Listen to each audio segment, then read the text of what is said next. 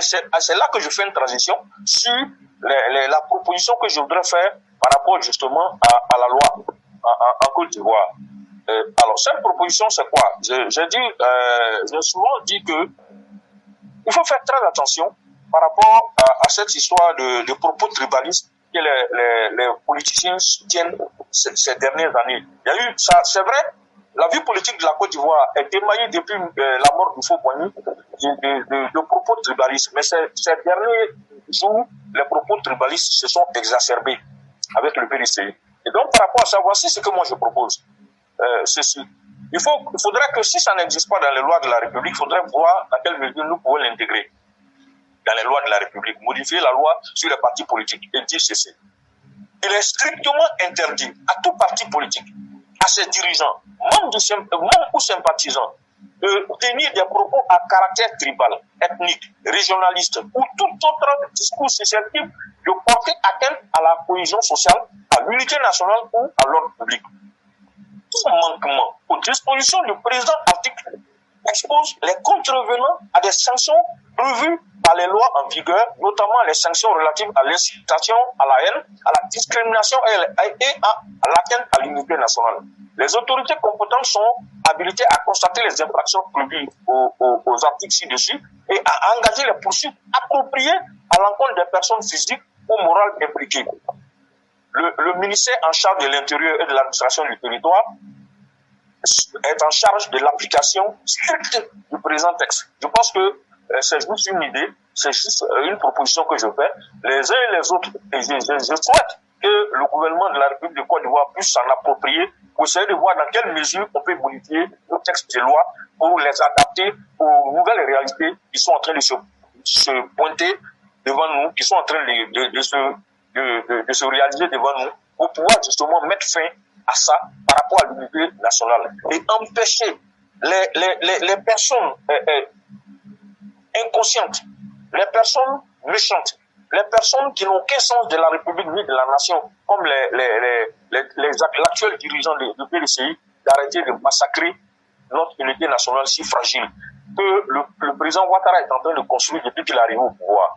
Voilà éclairer ce que je voulais dire ce soir sur ce point-là. On pourra à une occasion ou une autre approfondir un certain nombre de points, mais je tenais rapidement à en tout cas aborder tous ces points que je viens de développer. J'espère que ce que j'ai dit pourra aider à, si tant qu'il y a, en tout cas les uns et les autres ont pris conscience de la nécessité de ne pas continuer à fragiliser l'état de la nation. Éclaireur, je pense que j'en ai fini. Si tu as quelque chose peut-être à ajouter, voilà. Merci infiniment, cher René.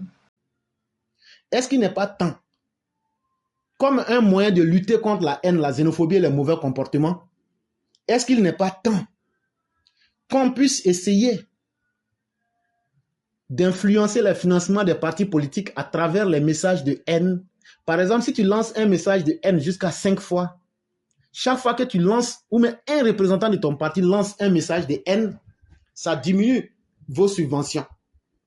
Et une fois que vous dépassez 5 fois, pour arriver à 6 fois, 10 fois, on colle des sanctions de suspension à votre parti. Moi, je pense que si on fait ça, ça va être un moyen de diminuer les messages de haine.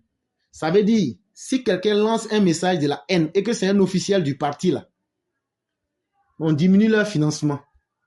Comme ça, on va voir quels sont les partis qui aiment lancer les mots de haine. Puisqu'ils sont en politique à cause d'argent. Et nous avons le devoir de les corriger. Est-ce qu'il n'est pas utile qu'on puisse les corriger à travers ce qu'ils aiment le plus, l'argent? C'est-à-dire, si par exemple, Damana Picasse lance un mot de haine ou même d'incitation à la violence, si le PPACI devrait avoir 10 millions, on dit, bon, on vous coupe 1 million.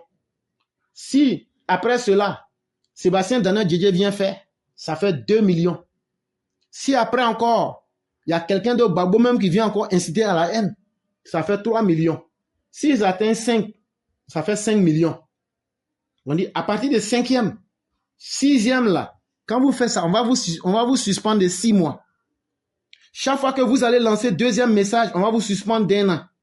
Si vous lancez encore un autre, on va vous suspendre d'un an et demi. Ça veut dire chaque fois que vous, à partir du 5e, là, quand vous lancez un mot de violence, si c'est les officiels, là, ça vous fait 6 mois de suspension. Je crois que c'est un mécanisme qu'il faut étudier et ça va aider beaucoup nos hommes politiques parce que nous avons le droit d'éduquer nos hommes politiques. S'ils veulent faire de la politique, qu'ils viennent avec des idées, qu'ils fassent des propositions et non être dans les insultes et la haine. Et moi, je pense, peut-être que tous les libres penseurs auront d'autres idées meilleures, mais il faudrait qu'on puisse mettre ces mécanismes-là pour aider ces hommes politiques-là à se libérer de la haine.